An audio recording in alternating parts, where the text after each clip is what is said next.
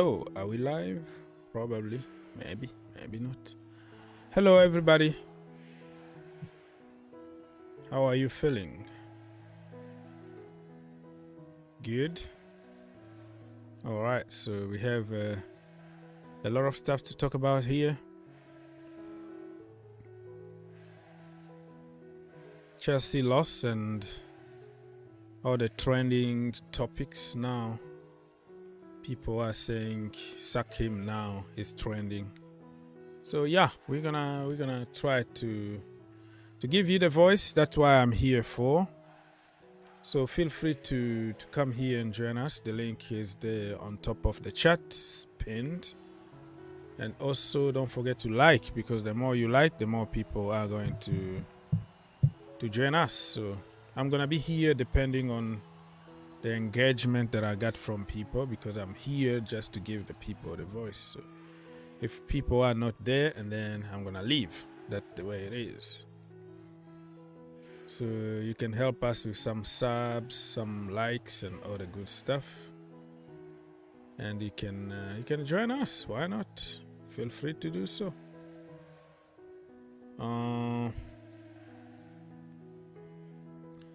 So this is the link here that you can call. Emmanuel said that Pora must go. Okay, that is an opinion. So that's why we're here for, to hear from you. So don't be shy. Please come and join us, and let's have fun. Anyways, in the meantime, Arsenal 0-0 against what team again? I don't even care. Do I really care about other teams' result? No way. I don't care. At this current moment, I freaking don't care. Chelsea need new players. Yeah, but new players in November, though. That's the problem. You don't need a new player in November if you fail to address your issues in summer when you had money. You have 300 million in hand. You decided not to reinforce the midfield, not to reinforce your attack. Go for aged and somehow average players, and then you are paying the price of that. So it's not only one thing. It's not black or white. It's a lot of color over the gray, red. But people are gonna pick the color that is making their cases. If you ask people why you want Porter out, any manager will do better with the team that we got today. Ruben got injured again. We have more than 7 injuries now. Top players, our best players, are sidelining. And we have somebody that we just brought, no preseason, no nothing, in the middle of the storm. Get there, get me result. Do you think that another manager is gonna get the best out of it? When you start thinking outside the box, it's a different story. But we don't think anymore. That is the enemy. The wrong thing you can do now is to tell people to think. That people don't think in a moment like this, you know. We have to go with the flow. We have to go with out. You know? So there's nothing you can do about it and to oppose yourself to the popular opinion. You have to let it go. But when it comes to sit down and just like talk sense, nobody wanna hear. So all right, yeah, you better just shut it off right now, because your game's still going on. So you never know. Wolves might nick it at the end, and then you were laughing. You keep your thing for now, Mr. Arsenal for life. And then after the game, you can come here and unload it on me and tell me how you're going to win the Champions League and everything. You know, who knows? You might jump from Europa League because you are so awesome. They might jump you and then put you in the Champions League and you win the Champions League this season. You know, it's happened. Crazy things happen in football. You never know, my brother. So keep it for now. And then when you win that game, you can come back here and punch me as usual. So now we're going with the narrative out. We borrow it from Arsenal Fan TV. Now we're gonna use it for a little while, but I don't see the owners who spent too much money on a manager. They bought him for 20 million transfer for a manager, and then they are buying all those youngsters to give him the platform to work, and without even giving him any player, they're gonna sack him. That is gonna be the most ridiculous thing that they can do. Just the way they did. You give a manager money, 300 million or whatever, bought a bunch of players who are not even, they are even worse than the academy at the moment. Worse than what we had before. And then you sack him in the morning after giving him the money. So if they're going to do the same okay, you go and you bought another manager, you brought him for a project and you sack him because of some few bad results, and then you don't know what you do. You are all over the place. So good luck with that. I think Porter came here with M to drawing this game. Drawing the game. I don't think any manager is gonna come with the idea of drawing or losing. The opposition can make you do certain things that you didn't want to do. For example, they're gonna pin you back that you don't even have the time on the ball. Now it's gonna depend on the energy that you are getting and the quality that you have.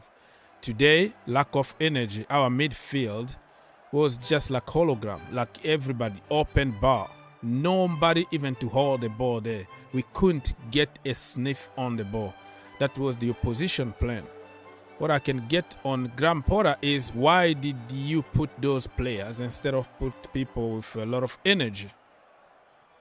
Zakaria was there.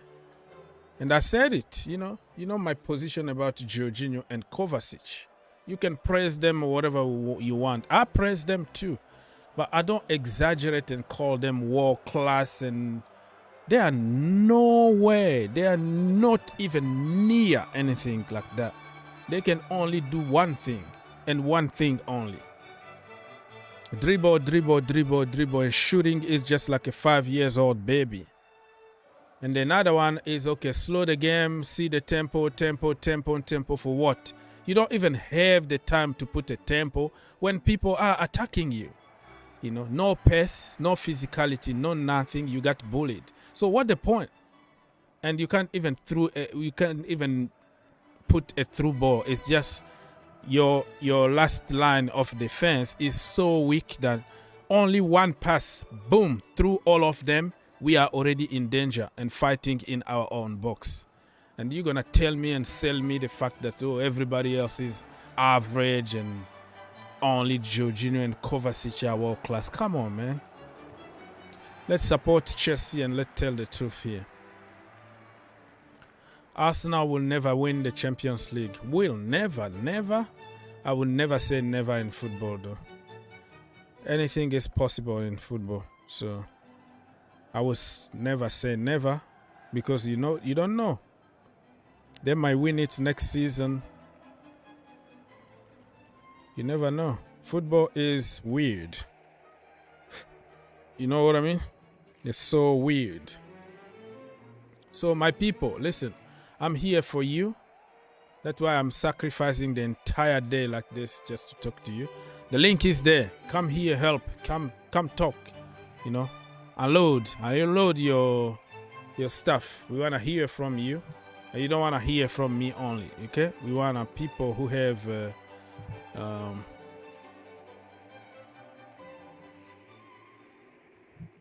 all right. Mr. Philmon Seller, Tuchel didn't really get his players. We just replaced the one we lost the team needed more. Okay.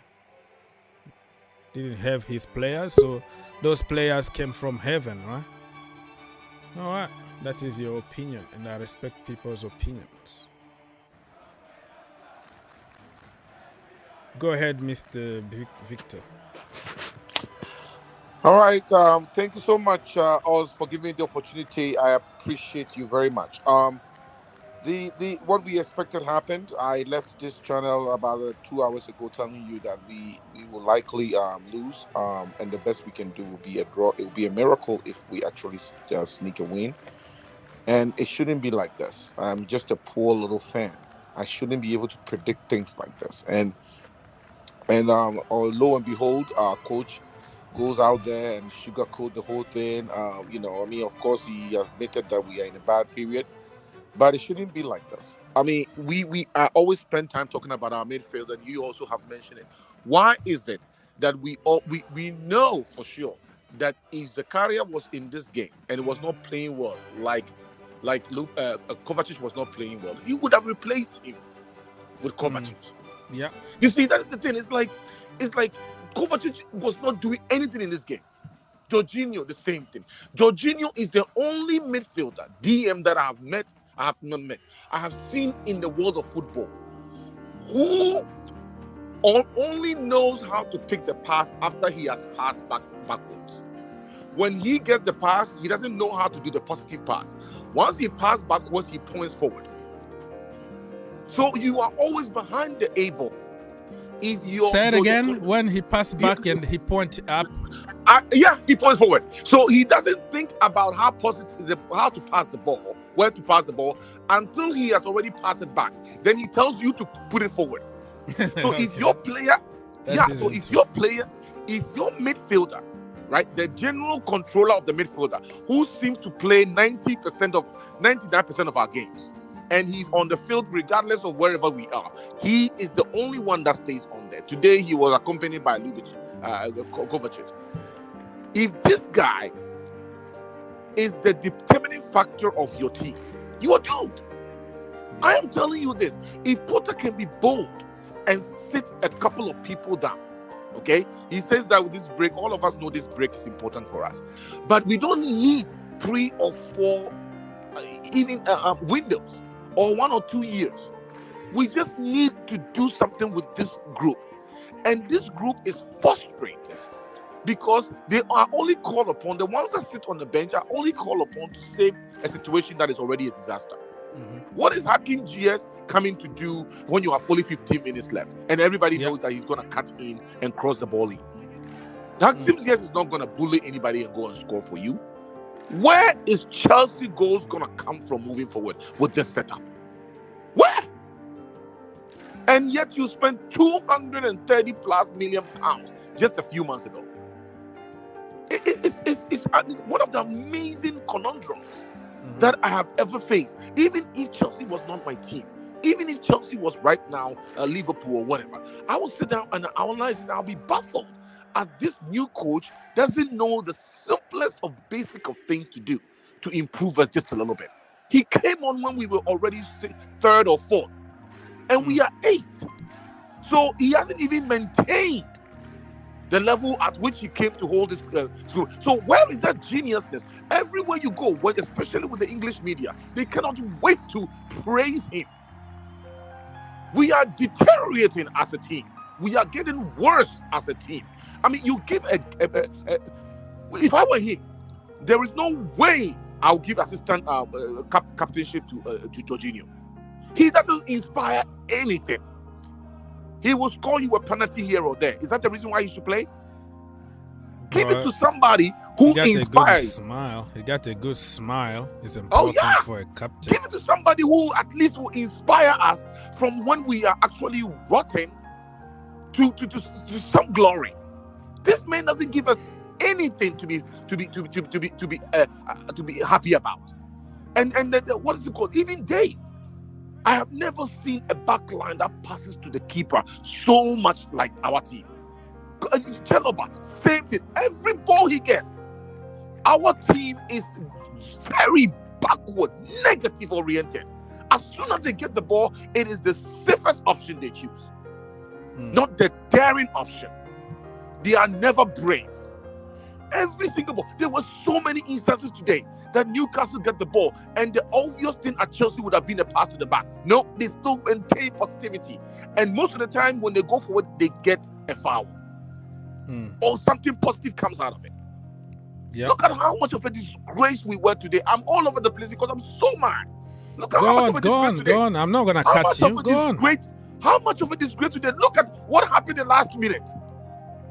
What Mendy has come in to try and connect a free kick, and he's being defended by 3 midfielders, and Mendy has moved all the way to the 18-yard box to try and connect a free kick. Is that what we have become? And then players that should be able to do that are right in the middle of the park defending his goalpost. What is it? A man that cannot pass from his own post where he is supposed to be, he cannot distribute the ball accurately, yet he is the one that is coming in to connect a free kick. What is this man doing? And I'm sure he asked permission. Can I go in? And Potter, in his wisdom, said yes. What is Hall doing on the pitch? If you are going to maintain, you are going to tell me that is all based on experience. Why is Hall on the pitch and Zakaria sitting down? Good point. I will shuffle it. What Dave has played left back before. Let Dave go play left back. Shuffle it in such a way that you can pack it up with athleticism. Look at the Newcastle players. All of them athletic. Yeah, they eat. It looks like they eat a lot of meat. Oh yes. I mean, you see Jorginho and what is it called? Kovacic. I have watched Kovacic very carefully. Jorginho is like somebody who is starving, man. Oh that my brother, goodness! You see, that brother is just like he's fasting. That guy. Yeah, Kovacic has his hand. His very hand is so close to him when he runs that you know he has no explosiveness. He has no momentum when he runs. Kovacic. His hand is next to him when he runs. When you see him, when you have the ball, you are next to him. He's always pushing his hand down, telling you to calm down. I remember, was it Tamori scored a goal 2 or 3 seasons ago, a beautiful goal when he was under Lampard, and he before he scored that goal, tomorrow, he what is it called? Kovacic was telling him, slow down. I know Kovacic himself has scored some wonder goals, but they were not intentional goals. They were hit. They are snapshots. Yeah, they were all hit. And you have these 2 midfielders who when they think, even Jorginho or Kova, when they think about something, the shot is gonna be very weak, just like a baby. Exactly. Or go to the roses, or kill some birds, you're gonna tell me land in my backyard. Yeah. And this is what you get. This is what you get to in a 2 or 2nd or 3rd tier of football. You are not going to tell me that the great Premier League and the great Chelsea have 2 midfielders from whom you will never expect a shot at goal, ever. Almost never. They can never drive at any defenders and take on one-on-one. So the best thing they have to do is release the ball instantly when they get it. And most of the time it's to the side or to the back. And they need all the time in the world to No, that's what I said. You know, in the dressing room, it's always they play Rihanna, right? To the left, to the left, to the back, to the back. So that's why that is the song they got influenced by Rihanna thing, you know. It is one of the most incredible things that and this coach, you're gonna tell me that this man is an amazing coach, and we need to spend money, another round of 300-400 million pounds for him to really have his best 11. I grant you, we are saddled with injuries. No question in my mind. We have problems with injuries. But there are folks in here of which a combination of some sort could put the fear of the Lord in any opposition. Yeah. Yet, he goes back to the same old style, the same old midfield. There is nothing unpredictable about Chelsea. And it has never been for a long time insofar as our midfield is this duo. They don't push. They don't help. You know, you all have played the game. When you get the ball, I have played the game. When you get the ball and you have somebody that pushes, that's what Pulisic does sometimes. That is what, to an extent, Gallagher was doing, and he stopped doing it because they put him in positions he can't function. But when you get the ball and you push towards the opponent, okay, first of all, you are telling him that you are not afraid of him. Second of all, you are like, come forward, you see what I'll do to you. That's what Messi used to do to people. He pushes the ball towards you, and because of his trickery, if he can get the ball past you, he has eliminated a lot of people by doing that. When Jorginho or Kovacic get the ball and they don't drive, but they pass, you haven't taken any defender out. but when you drive at people and you are able defending from Jorginho today, you know, on social media, I celebrated one time. The brother tried to play top ball. Long range ball. It was horrible, but I celebrated just like a goal. Like, yes, finally, my brother is putting some through balls. I was like, kind of sarcastic, but it is what it is. It kind of tells you the story, though. That is how reduced we are as Chelsea. I mean, right now it's beginning. Everybody's clear. Everybody cannot even. We cannot even be angry anymore. Everybody is like so depressed and beaten down by this performance, game in and game out, that we don't even know. I mean, right now, Aubameyang is sitting there depressed. Aubameyang was scoring goals at Barcelona. But listen, we're gonna bring everybody in the conversation here, but I didn't want to see Oba. I wanted to see some energy from the young man. He didn't get a lot of service because he got really locked down. And when you have to drop that deep to try, he was the only guy who was just fighting like in the midfield and everywhere. Yeah. He was everywhere. So even if Aubameyang was there, I don't think he was going to do anything special. I know I like the guy, but let's be honest. The energy level is not there. Yeah. The reason why I said that is because when you have people when you already have folks on the field playing, right, and the camera pans to the people sitting, their facials, what is happening on the bench tells you the state of your team. If you have a player of the caliber of Aubameyang being useless in our team, he's useless right now, because right now we are trying to see if we can get something out of Broja. Well, they are not getting service. That's what I wanted to say. There is no service. There is no midfield. There is no creator. There is no nothing. So what do you expect from Oba or even Broja? You're making my point for me. So that's why I'm saying that tells you the state of the club. And instead of him focusing squarely in our midfield, we have not seen the slightest of change. This combo in the midfield was seen in the Sarri times, in the name of Kovacic and Jorginho. And since then, the team has constantly gone down until there was a brief interruption with Tuchel, and he rode the wave into a very, very lucky Champions League win, which tapered over our problems. So therefore, everybody was like, the coach is from heaven, and these players are doing better, and nobody actually went out there to address anything. You remember, even in Tuchel's days, even right before this last window closed, he said we have enough midfielders.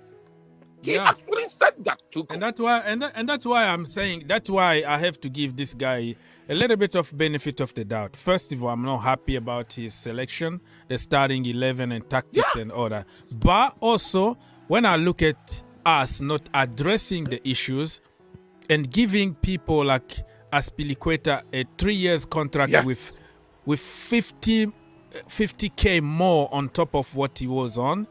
You know, normally when player age, okay, they are aging, you give them less money, and you give them shorter contract. Yes. But us, we went the opposite. We took a 31, almost 32 years old Koulibaly. We gave him 5 years contract. We took Raheem Sterling. We gave him 350K a week. And we were still struggling with the bill from Lukaku and all that. So the decisions that we made is like, this guy also is paying a little bit of that, but it doesn't justify anything. Don't get me wrong. I'm very angry the way he's treating Hakim Ziyech. He's treating Pulisic. He's treating people who deserve to be there by putting his sons over there. Mount need to be there. Jorginho need to be there. Certain people. And you know what made me very angry yesterday, right? You have some issues in your house. Somebody is fighting. Take care of the family first. Victor. No. Nobody's fighting here. Okay, so yesterday I was so mad because he said in the your mic, I can hear a lot of echoes, bro. You can mute yourself. You hear me? I can hear you. Okay. Yeah, so I'm listening. Can you hear me now? yes. So yesterday in the press conference, actually he said that he said something like rotation is enemy of progress and enemy of stability, something like that. Literally, let me paraphrase it. It looks like he said like you have basically need to use, don't use too much rotation. Literally, I'm paraphrasing here because it's gonna destroy the build-up. It's gonna destroy what you are trying to do. In one way, it's okay, but if you are insisting on playing the same players who are bad to begin with, and then that one is going to be enemy of your, you're going to kill yourself on that building, because you can't build with, come on, Aspilicueta, let's be honest, right? Jorginho, Frelo, or even Kovacic. You need people who are well-rounded kind of players for now and for the future.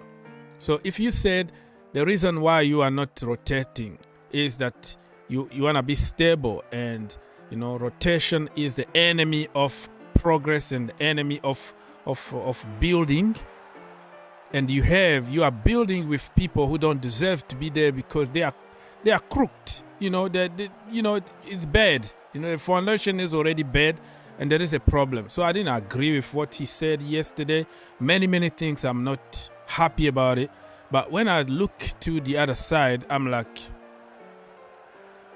he doesn't have any of his players, and he just came in the middle of the storm, and probably he's gonna change in the future. So that is the hope that I have now. But his favoritism of playing certain players that don't deserve that. Even me from the couch is freezing here, bro. I don't know if it's been like snowing the entire freaking day in Kentucky. It's ugly outside. It's cold. So I could see that you can't win with that kind of formation and the lineup. You can't win. I can see it from my home, and you got those players every single week in the training session, and all of a sudden you decide to trust them and continue with them. That is a problem. And I don't like stubborn people. I don't like dictators. Okay, I like people who can understand and be humble and say, I was wrong. Let me try something else. So in that case, I'm not happy about this Porter guy. But in another way, I think he will do good. I still hope. But who knows, man? Who knows? No. But for me, it is about attitude towards everything that he does, right? If a coach can see a problem like this, and his attitude towards solving it is so non-existent, that kind of coach may not also have any real vision to pick the right players moving forward. Even I'm beginning to really feel that because we saw them, the Brighton players are phenomenal. They are unpredictable. They were giving you passes in tight spaces. That is not taught. That is something that the players, you could coach them every now and then, but the players have it in them. Because when they are on the field, they are on their own. Most of the 80% of the decisions are the position, yes, you give it them to play. But when they have the ball on their foot, most of the decision making is their own instinct. And I feel like that is the problem with Chelsea. The decision making on a ball-to-ball, play basis is non-existent for a positive, expensive play. Chelsea doesn't have that in our players right now. And he's tried enough people. But the thing is this, you could put your print on your mark on these players to a degree. You could tell them, just be positive. I mean, look at the way we were playing today. We need a goal, or even if we didn't need a goal, when it was actually tied or 0-0. Look at the way we want to play from the back. Mendy passed a short pass right in front of his post, right in front of the goal post to Silva, and he gets it back. And then Mendy doesn't know what to do with it, and because he's frustrated, he boosts the ball to a throw. I mean, seriously. Yeah. If I were a coach, I would tell you, if I were their coach, we don't have the skill nor the ability to play from the back. Yes, let people make fun of us. The most important ingredient in our game is to win. So if we're going to put Broja up front, let's feed him. Because when the ball is kicked up front, he can struggle, which means it is kept in the opponent's half. Because you've already covered that area. The ball rarely ever leaves our box. And it's already back in the hands of the Newcastle players. So even the basic things, once you know what you are doing and your players are skillful enough, you can play from the back because they know how to get out of situations. We have tried this so many times, and we know it doesn't work. Because even if the ball gets to what is his name? On the midfield, they don't have the drive. You don't get any drive at all whatsoever from Kovacic. Or Kovacic will give you every now and then when there's space. But with Jorginho, all he looks to do is to have a safe pass. He is not ingenious. You never see a pass that opens up play in Chelsea. You can watch us for hours and you won't see any of that. Mount is selfish. He wants to be able to score a goal so his name stays in the headlines so he doesn't get taken off. And he has done that so many times that now he has become sort of a staple player. You can't take Mount off. Gallagher wants to do the same thing right now because they know that's the only way, because the media will help them do that. That same media that goes out there and never asks probing questions to our coaches. Oh, today was a bad game. What was it? Oh, and then the coach takes it along and takes it up and try to talk. Instead of saying, why do you do this? Zakaria went in there and played very well. And you have known how... Yeah. So let me jump on that one before I forget. When it comes to media, I can hear you. You have echoes. Another window is open. Probably you're watching me from YouTube in another window in the same computer. I understand because I've been through this kind of situation. So yeah, when you mute yourself, it's cool.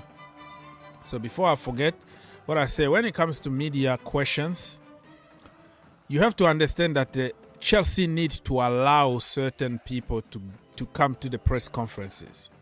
So if you come up with some questions of why is this, why that seems very difficult for the manager to answer, you're going to get your card. You know, your accreditation is going to be, now I see. Now removed. I didn't know all so of that. Those people are going to try hard, like maybe bait you another way to get something out of you, but they are not the people who will go like CNN with Trump and say, why did you do this? Because you can't really ban them from the White House. It's illegal.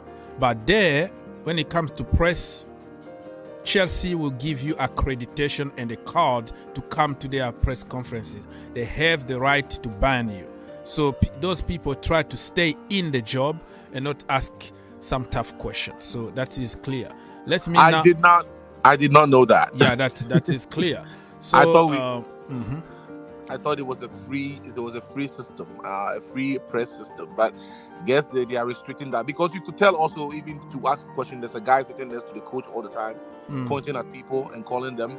But I thought that was just to maintain order. I didn't know they actually screen those who actually get the chance to go into the room and ask questions, which is ridiculous. It shouldn't be.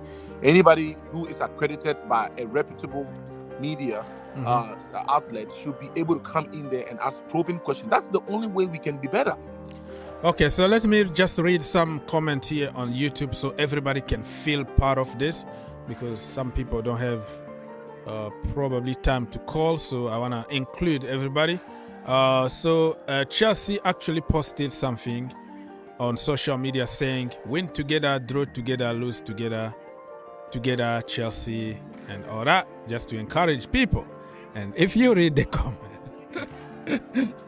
it's so cruel, man. So cruel. Some people say you lose alone, bro. You lose alone, you don't lose. It's like, okay, we win together here. We win together here. We don't lose together. When you lose alone. And somebody say, sucked together. So yeah, we're gonna suck people together. We're gonna lose together.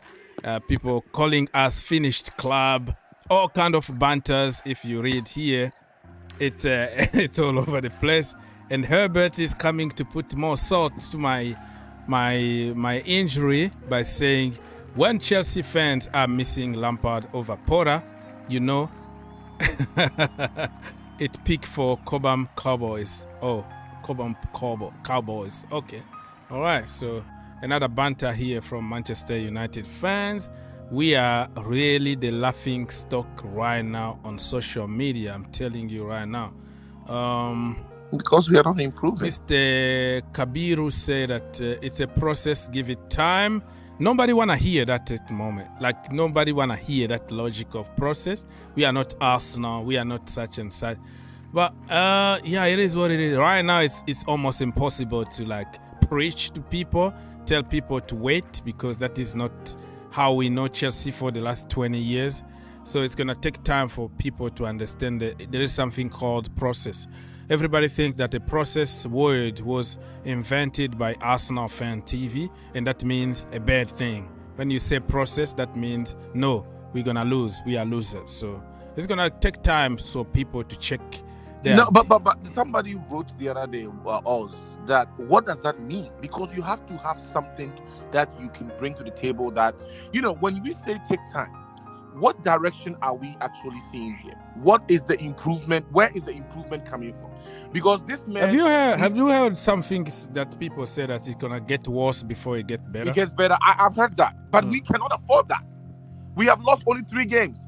In a 38-game league, we played only 14 games. And people are already very, very, very, very pissed off. And the only thing that is saving us right now is the World Cup. So we have 24 more games, and you think that Chelsea Football Club, with the kind of investment, are going to sit down to lose all European appearances? So I think it's a risk that the new owners are ready to take, because when they embark on this kind of journey, the people who spend 300 million on useless players, bro. Mm-hmm. On useless player last summer, so I think they are ready to take that hit. Like, I don't know, 100 million or something that you get from the Champions League. They can handle that for one season. Those people got financial muscle, and they know what they are building. That's the problem. But we cannot just spend money. There is financial fair play, which, by the way, only comes into to hurt us. If you are not bringing in enough money, if you are out of Champions League, you know the rules. I don't have to spell it out. Maybe I understand that. So because of that, if we get out of all these important things and we are clearly not improving because we believe in building, we have to believe in something. When Pep Guardiola comes to this club and tells me that I have to build something and these players are short, okay, I will believe him. I cannot believe Potter. Potter has not done anything. Potter has just taken a mid-group team into a slightly better team because they won a game here and there. He had no pressure. So unless we are going to go out there as Chelsea fans to say that at the moment we are a mid-level mid-table team, and we are okay with that. Because we looked around and we couldn't get a better experienced coach to come in and squeeze some real football out of this this lot that we have, and we are willing to bend, we cannot guarantee success in 3 years' time. You think the other teams are not building? We have to be able to compete now, especially when you've invested this much money. So you're telling me that if we change all our players and spend another 300 million, we might win? Oh, this is unacceptable. Okay, so let me say hi to other brothers that just join us. Lovely day, love day. I don't know why I always call you lovely day, but love day. And love day. Love day. You from Amiens, right? You are the guy from France. Yeah. Okay, yes, so we have my brother, another brother from another mother, Herbert from India, and we have Christian. Where are you from? Yeah, I'm from Nigeria. Okay, so we're gonna start by Herbert because he's an outsider. He's from another team, so let's listen the perspective from other fans, and then we're gonna go back to you guys. Herbert, the floor is yours. Talk to me.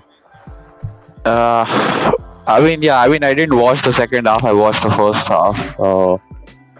I think it's the clock is ticking backwards for Potter. I told you last time also. It's not that he got a 5-year contract. I don't think the players respect him in the dressing room. I mean, you literally have two players. The whole Chelsea team. There are only two players who give everything to your badge. That is Reece James and Thiago Silva. So that just shows, what kind of mentality the other players have. So I don't think so, and he will last. I know you said like he has a 5-year contract, but I don't think Boli cares about money. I think he cares about results, and he wants results now. And at Chelsea, it is very different to other clubs. If you don't perform, you're going to be out, irrespective of if you don't even get a transfer window. So I think if you crash out in the Champions League, God forbid, I think he's gone. Because at the moment it looks very difficult for Chelsea to even make top 4. Mm-hmm. I agree. So, Mr. Christian, do you think he need to go if we crash out the Champions League? Or even now, get him out and get somebody else? What is your opinion? My brother, can you go? I want to ask you, I want to tell you something. Can you go and watch our training this week? Can you find that? If they have uploaded it already. You see, the problem. Potter cannot, can you tell the players what to play? Can you tell the player what to play? Potter cannot even pressure them and tell them what to do. Okay. So let me just went to the they already upload the training. You will see what is going on there. Okay. Well, I watch all the training. I find out that the Potter cannot even tell the players what to do. Okay, so you think he doesn't have any authority, and he already lost the dressing room, right? It's not that he lost, but the man cannot be able to pressurize the team. Can you watch Mourinho? Can you watch the Guardiola and the Arsenal coach, what they are doing on the touchline? Okay. When you do like that, when you do that kind of things, yeah, your opponent. Sometimes I can't really understand it. I want to ask a question. So you think that he's very quiet on the touchline and he's doesn't very expire? Quiet. He's very he doesn't quiet. expire any energy on the pitch. That's but what is the formation that we are playing now? This formation is not good. We are playing that back wing. That is not good. But don't you think that injuries are forcing certain formation that we are playing? Because we even saw Conor Gallagher change to a wing-back position today. Don't you see that the lack of 7 key players is affecting the team? I want to ask you, we have some keys in the field team. Let's use them. If they beat us 5-0, it's better. Let's use that key. Let's give them chance. Okay. I will come back to you. Love Day. The floor is yours. Yeah, my brother.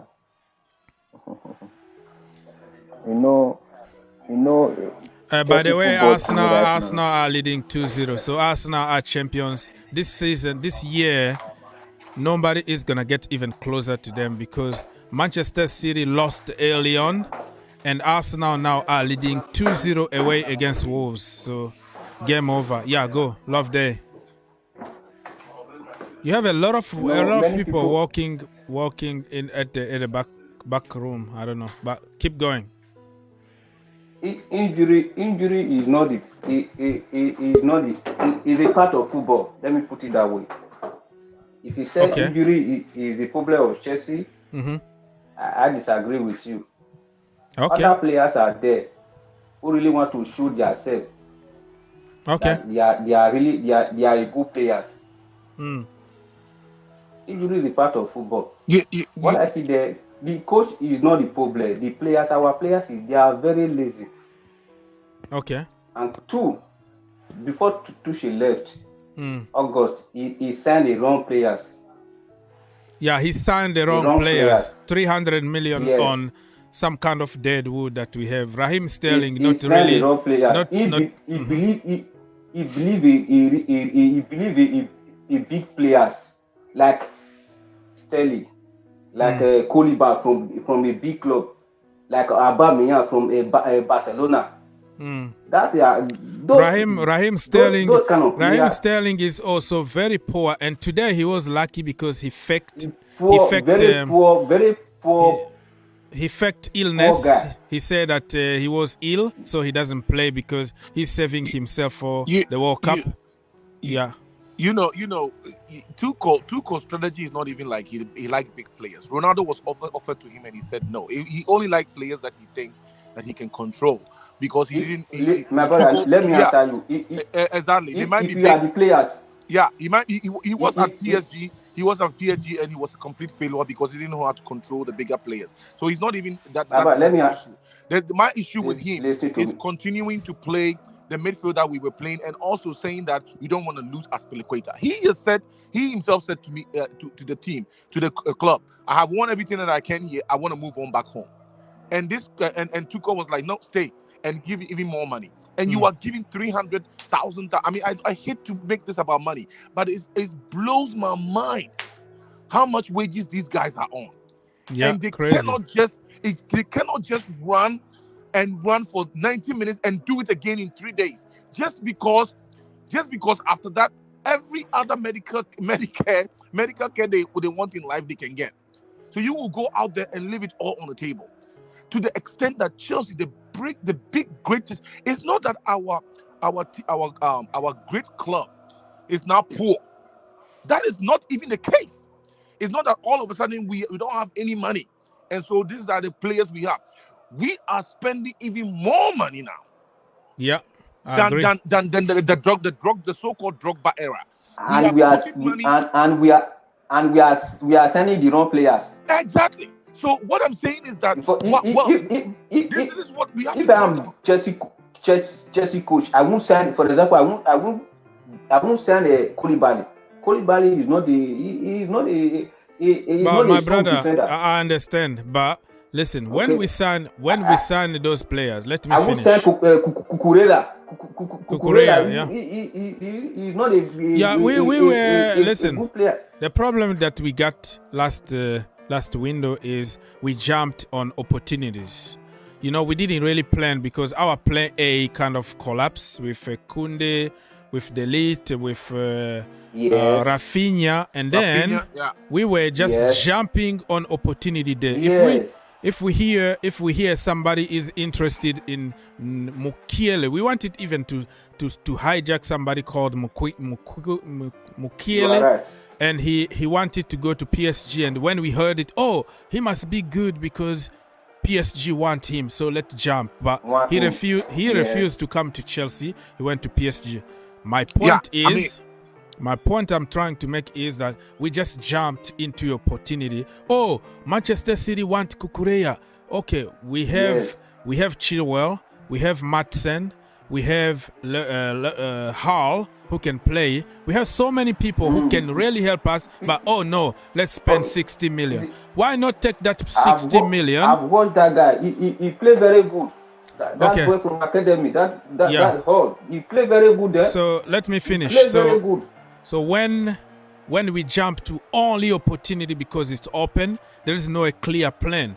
Could we take the 60 million and go earlier and get Alvarez from Ajax, for example, because they refused to sell him because it was already late, because it was the last day of the window. So we tried to jump on opportunities out there without a real plan, without addressing what we needed more, because we thought Jorginho is world class, Kovacic is world class. We're gonna continue with them. And the last minute, we went for Zakaria out of the blue. Imagine Zakaria didn't even know until like 2 hours before the window was shut. Like he didn't even know he was moving. He was like, okay, pack your things, you're going to London because we just loaned you out. We don't want you here, you know? So there were no plan at all. And let's say that, let's say that this was all Tuchel's wonderful plan and idea, right? And he's gone. You come in as a new coach, and you know our predicament. No matter what kind of level of a disagreement that was there between Tuchel and Bailey, which led to Tuchel being fired, we were still not performing on the same, because if we were actually doing great on the pitch, Bailey would not have actually instantly fired this guy all of a sudden, right? So we were not doing well on the field, the same way we've been playing. And then you come in and you claim to be a coach that has his master's degree in human development or whatever.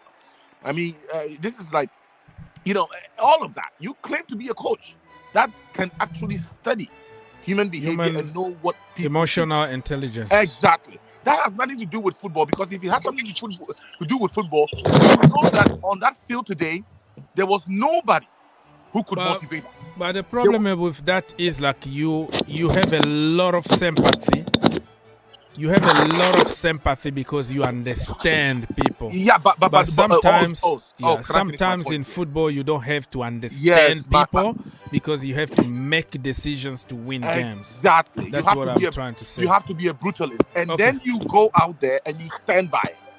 You know, nobody is saying that go out there and yell at people and be unapproachable as a coach. Nobody is saying do that. But you have to stand for something. And at the moment, with this kind of selection that he's actually putting on the stage, on the field, and the kind of substitution that he does, when we know some have not touched the ball at all, it's not like Zakaria came in and he was woeful, like Saul. He came in and he scored a goal. When was the last time that Jorginho scored an open goal? When was the last time? That was like 1,000 years ago. I will come back to you. I will come back to you right now. I want to greet other brothers in the house. We have Steven. Steven, are you there? Yes, how are you, bro? Good. Where are you calling from? Rustenburg, South Africa. Oh, yeah, I remember you. Sorry, man. You know, I'm getting old. That is a sign that I'm getting old, because you are from the hood, man. You are my neighborhood in the so in how the is building, going? man. Yeah, you are in the building, brother. So tell me what's going on with your team, Chelsea. Tell me, bro. I don't want to give the blame to our coach, you know. Okay. Because the coach, he came when the team is already having some 6 or 5 games already start the league, and things were not going well with our old coach, I mean. So I cannot give so much blame to him, because he's trying, since he came, he's trying to put this one. But it seems like all the players... But can I ask you a quick question, please? Let me finish. I don't want to interrupt. We are getting worse, though. We are getting worse since he came. So if you are not going to blame the coach, I find it very difficult. Sir. If you're not going to blame the coach, Mr. Stevens, who are you to blame? Because we are getting worse. The person who be to be blamed is our ownership. They does something very big mistake. In the first place, they took the the dogs of Chelsea and chased them away, which they breaks the heart of the players. Most players, they were in love with the body that they brings them, and after now they don't have anyone, sport director, none. It's only Tony Bully and Potter, that they're standing and try to rebuild these players to come together as one, so they can forget what happened past. So the problem is not the coach, his problem is our ownership, and the players now, they are not especially most of the main players, they are very tired, and it's the situation that is going in our club right now. Yeah, So go on.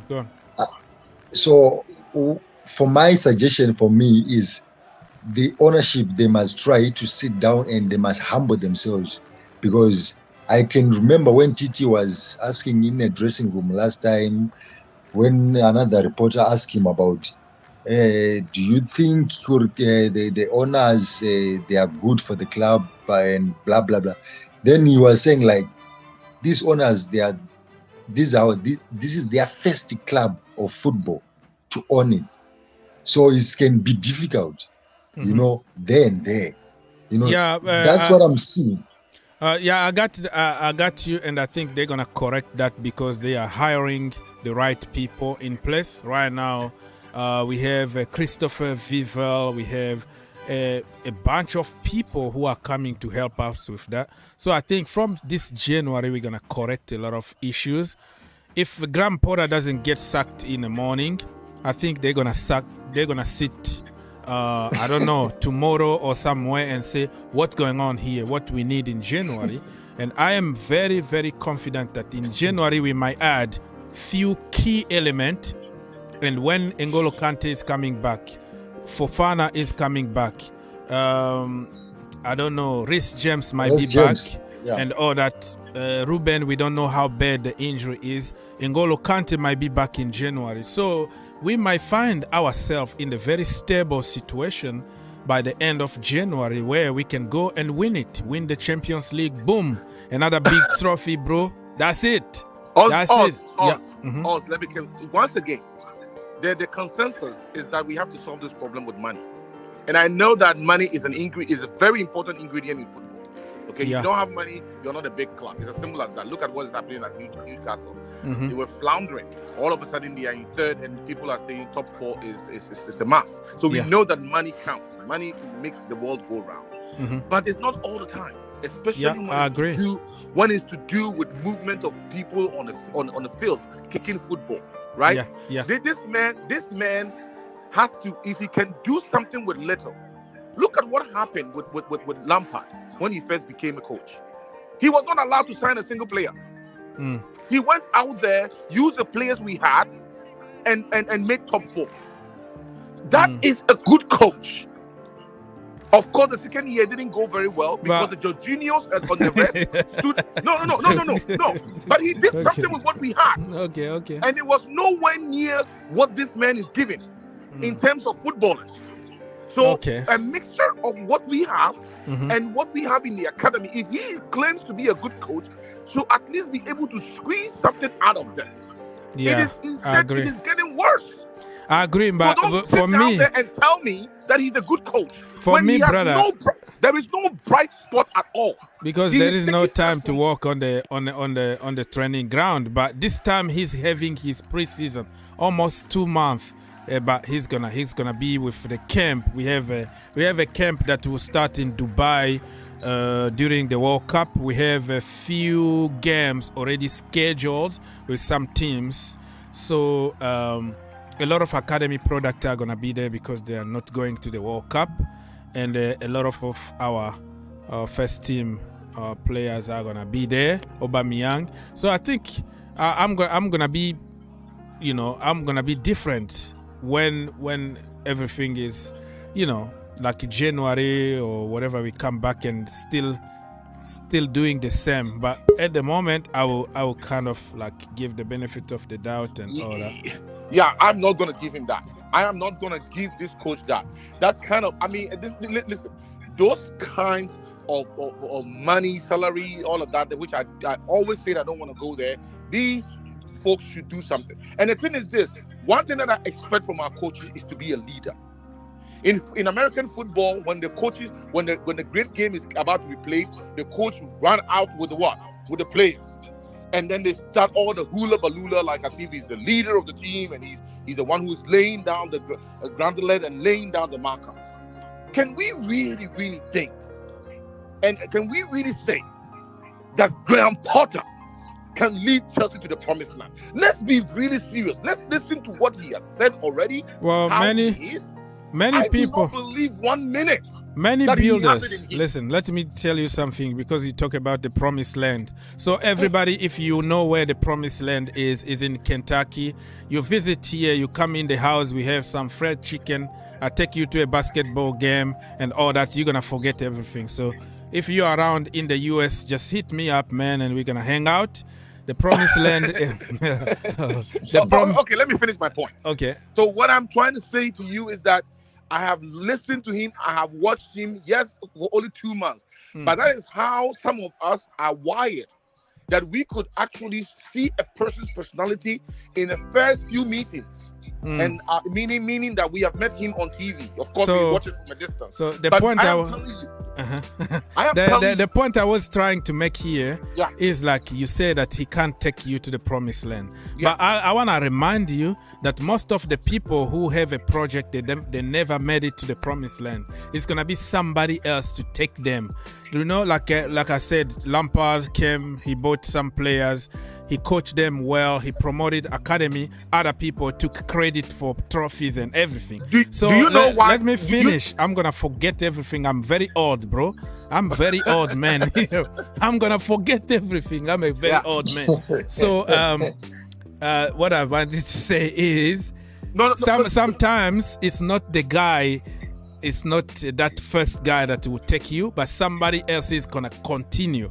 But the way I see Porter is he's a builder, and even if he gets sacked, he's going to leave a good foundation that will help the new guy. And that is continue. what I said to that's you. That's what I'm saying. So I don't know. I said to you that is not true. There is no foundation there. Do you remember when what's it called? It's 2 months, bro. 2 months. No. But we already saw that in what is our last two coaches who was Chelsea led Lampard. Lampard came on board, and the first thing he told the Brazilian guy who was our number 5, I've forgotten his name. He went to Arsenal. David Luiz. He told David Luiz, "This is the way we're gonna play. It's either you go with the flow or out of here."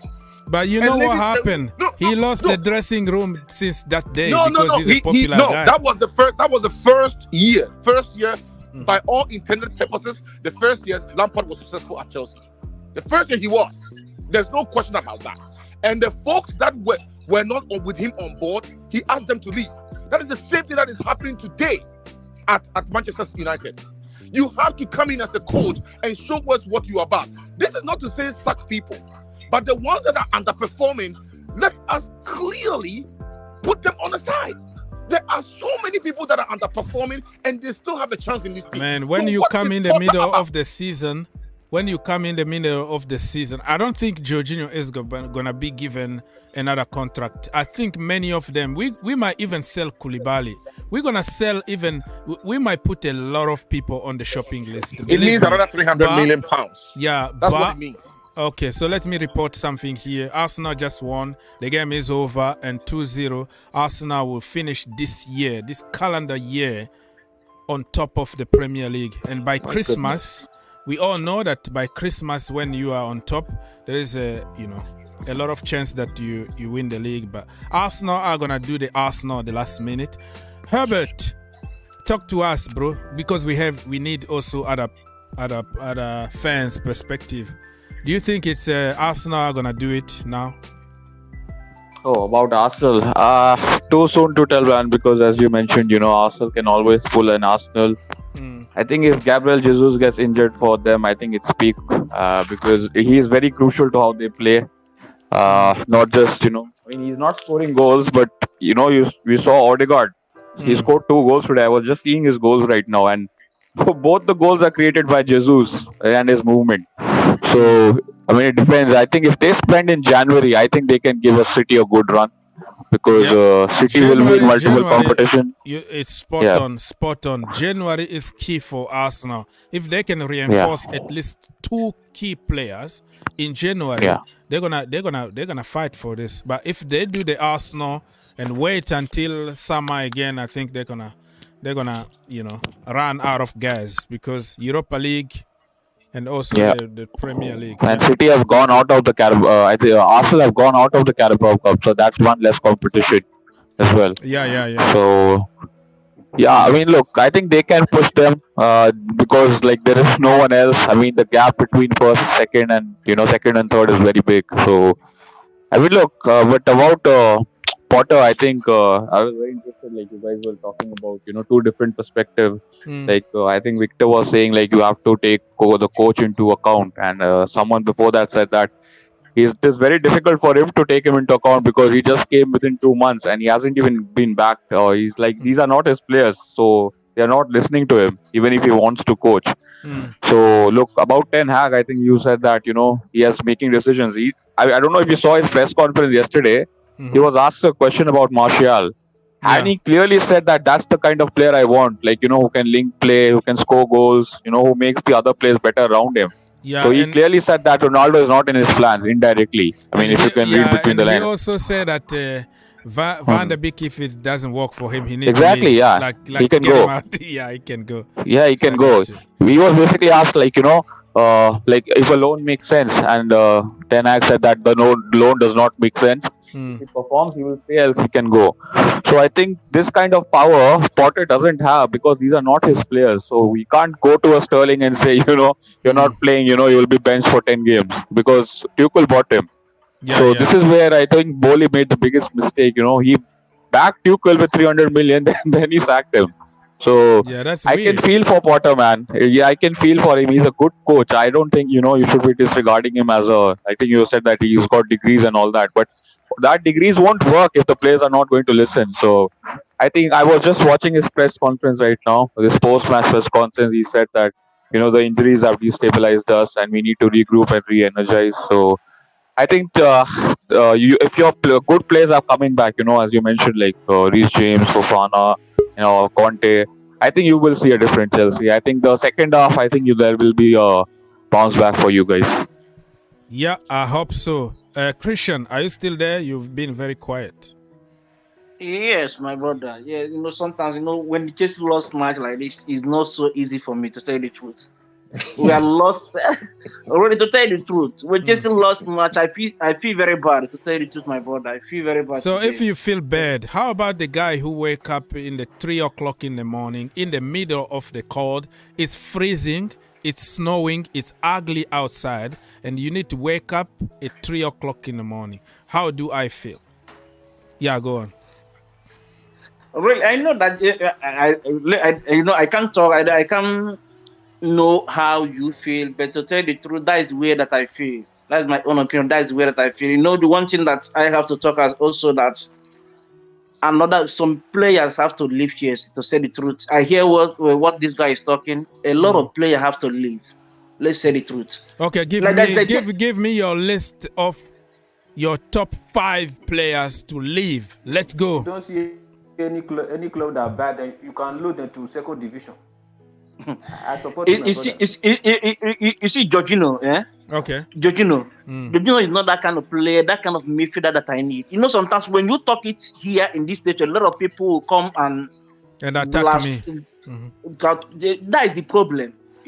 Let's say the truth. Yeah? Jorginho is not the kind of midfielder Chelsea need. Yeah, but people call him world class. The only world class that we have is we have Essien. Do you have Essien? Yeah. We have McBellat. Let's check all the good midfielder that we have. Okay. Do you know that even Nickel, we said that Nickel is one of the worst midfielder that we have. But Nickel is better than Jorginho. Let's say the truth. Yeah, you're talking about John Obi Mikel. Okay.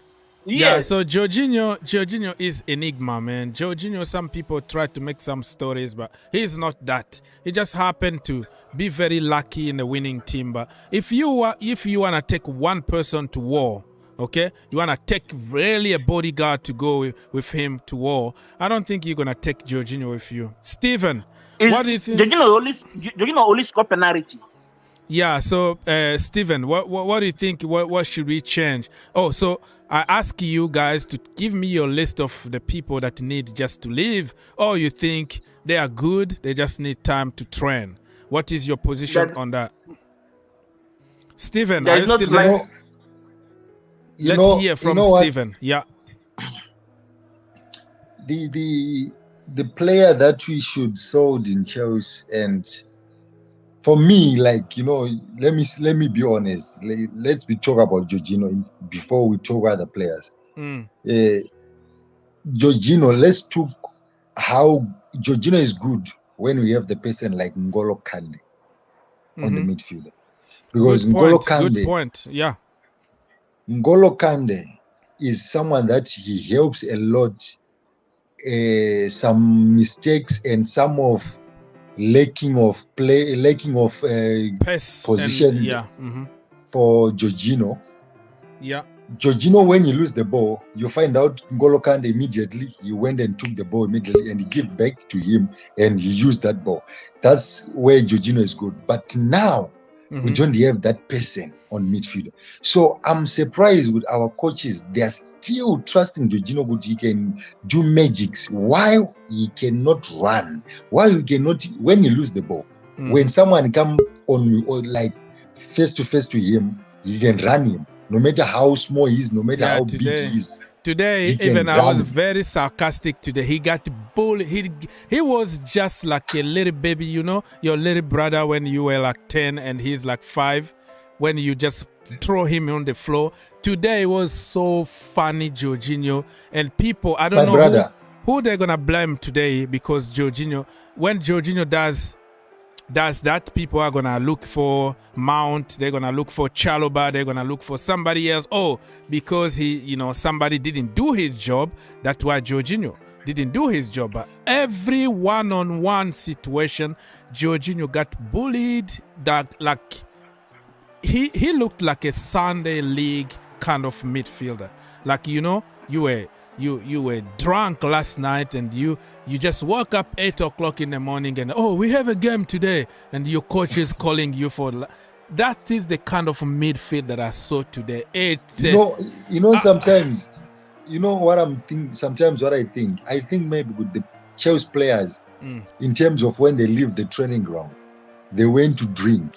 So in terms of when they come, like serious. Some uncomposing man, some uncomposing. Yeah. So let's hear from another brother here, Ali. Talk to me. I think we all expected the result. We all knew that we were gonna lose, but I'm a bit surprised that we lost 1-0 today. Yeah, that's how bad we are. You are surprised that we lost only one. Which is that is a positive there, right? We only lost 1-0. That's how we became. Go on. Yeah, our standards have really dropped. When we look at ourselves, and I think I was like, before this game, I was really like thinking like we were gonna lose like 4-1, 3-1, something like that. But still, like whether we lose 4-1, 3-1, but I just couldn't see that nobody was gonna score for us. I could see like we were not gonna score or make a threat towards the goalkeeper, just like the Arsenal game. So it's just bad times for us this season. And I still believe in the process, but I'm not happy at the moment. So I'll give few seasons for Potter to make things out. Yeah, and I completely understand that. The midfield today was shocking. That's where we lost the game. I think if the midfield was good today, I think the wingers and the defense would have been positive points. Like, I mean, I think that since like what I'm thinking is now like Jorginho and Kovacic need to go for me. For me, like Kovacic, he does not score goals. He does not assist very often. Maybe once a year he will get a one goal. Yeah, and he's gonna have 2 assists the entire season, and people go crazy about it. Mr. Love Day from France, tell us, are you back and your echoes are gone? Tell me who should go on your list of get them out now.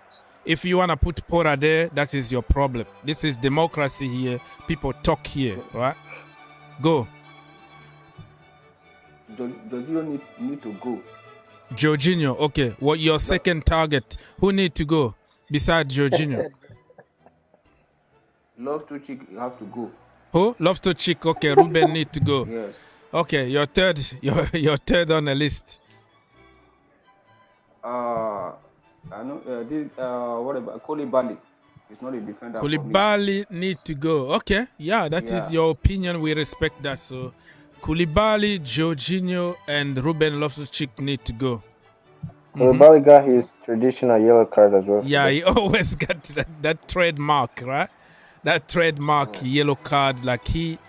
Cucurella, that guy, I like him, but I don't like the pattern of football. Also with Loftus-Cheek he don't play modern football. Loftus-Cheek. Okay. Loftus-Cheek don't play modern football. He need to go. So Cucurella, you just bought him for 60 million. Do you think that we can get somebody to buy him? He's not that. I think he need to show himself. If he worth that kind of amount, he need to show himself now. Ben Chilwell is better than Cucurella. Yeah, I said that before even the signing of Cucurella. Remember, people gave me hard time in the same channel here. What are you talking about? You don't know football, blah, blah. You know everybody that cost money, right? A Chelsea Football Club, you are Ebola. When you cost money and we hijack you from somebody, we celebrate all of a sudden. And the reality on the pitch is not the same. Back then, I was saying here, do we really need to spend 60 million? City refused to pay 40 million. No, yeah. And we added 20 more million on top to get somebody that we really, probably we needed him because of Ben Chilwell injury. You never know how bad or good he's going to be after a bad injury. But we had Matson, we had the young Hall who was killing it. When I was promoting those people, oh no, you with your academy, blah, blah, blah. Oh, listen, Chelsea, we are addict on buying and spending big amount of money. If you don't cost any money, you are nobody. Did we really need to spend 75 million on somebody like Fofana when you have a young man called Levi who can really kill it, who can give everything on the pitch, and you go for somebody who just broke his leg and who was out for 1 year? I know he's going to improve. I know he's going to be world class, but he needs to be developed. The difference is Levi is 20 and Fofana is 21. And with 75 million, we could have got somebody very solid from somewhere, a very powerful, ugly, you get that's 75 million. Yeah, that's 75. That's 75. That is why I'm angry with Tuchel. You agree with him? Tuchel don't promote our young star. He believe people that are from Liverpool that already make name, they are star. Yeah, I said it here, and I got killed by people telling me I don't know anything about football. Do you think that you know better than Thomas Tuchel? And I was like, let's get Jesus. I made shows more than 10 times in the same channel. Please, listen. Sterling is my own brother. I don't have any issue, but I wasn't sure. The guy misses like 99% of his chances. He will score one, and people are going to praise him for scoring. I'm like, let's go for Gabriel Jesus because he's more flexible. He can contribute more. Oh, no, you think that you know better than the gaffer. What is happening now? But isn't it I said our ownership, they are very to be blamed. Mm-hmm. Because I can see now TT, Thomas Tuchel, he was not the problem. The problem was the ownership of Chelsea, that they came and start to change everything. Look at how he was not happy, TT, for all these signs that he made it. Let's be honest, TT, some of these signs like Koulibaly and who's this guy, what is his name, Cucurella, and what Sterling. is this Raheem Sterling. It is this coach, it is this ownership. They wanted these people because they were jumping when they hear big club wanted a player, they jump into it and say, we also want to compete. We also need that player. But when Titi was telling them, no, I need this player and this player, they say, no, we can go for the player that they are available for now. I disagree with you. It's Tuchel that need all these players that you mentioned. It's not the board, because the board didn't know anything about football. They trusted the manager. They trusted him to choose his own players. The only thing that I have is, why are you sacking him after giving him 300 million? And you sack him, and now you're gonna end up a lot of deadwood, and deadwood in a good way, because you can be a deadwood. That's why my blame is on. Yeah. My brother, if for example, if our owner did not bring out money during that August, people will say, hey, he's American man, we know them. They don't like to. He came here to get money from Chelsea and not to spend money. So they proved people wrong by spending, but on the wrong target. Because with that money, but they are you can remember build they are not spending their own money. That's our own money. Yeah, Ibrahimovic leave that money. Yeah, to spend 1.7 billion.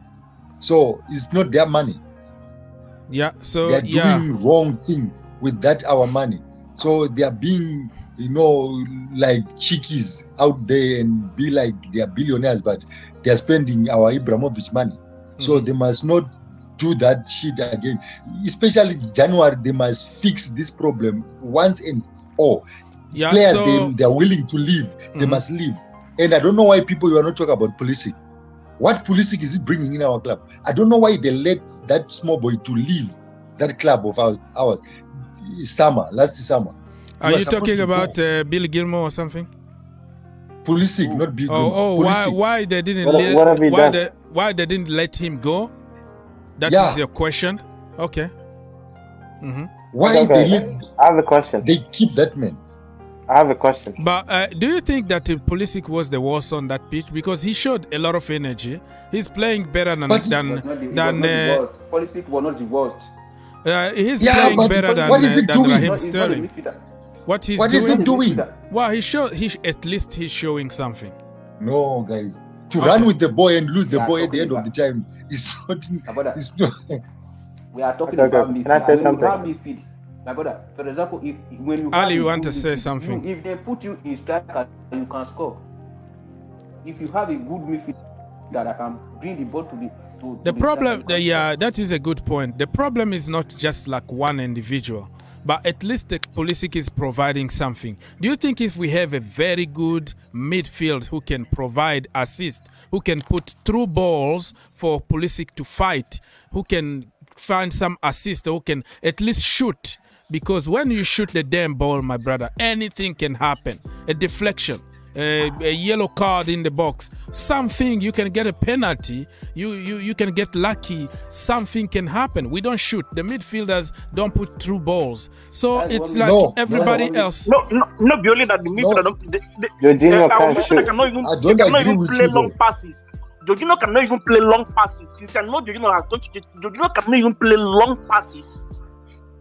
So if listen, there are certain players there who are looking awful because we don't have a midfield. The midfield doesn't have defensively. They don't help offensively, making everybody around looks very, very bad. If you look at the effort that young Gallagher was doing, dropping down, Broja had to drop down to help Jorginho and Kovacic because he was empty in the. So listen, football is about every kind of pieces connected together to win a game of football. So if your colleagues are not doing their jobs and you have to do their job first and then do yours, you look bad too because you're not going to accomplish what you are there to do. So let's say Ali wanted to say something and I've been cutting him a lot. Ali, let's go. Yeah, I just wanted to say because somebody talked about Pulisic not leaving, and Pulisic, it was trying to leave. It was us that prevented him from leaving the club, plus Hakim Ziyech. And I think we've been the one who slowed down their progress during the years. Since Thomas Tuchel came into the team, I think he downgraded Pulisic, he downgraded Kylie Masonado, he downgraded Hakim Ziyech. I think we robbed some of the players from their progressive footballing career. I think we should be the one to take the blame. Christian Pulisic would have been the same level as almost Sadio Mane by now if he was playing consistently. Exactly.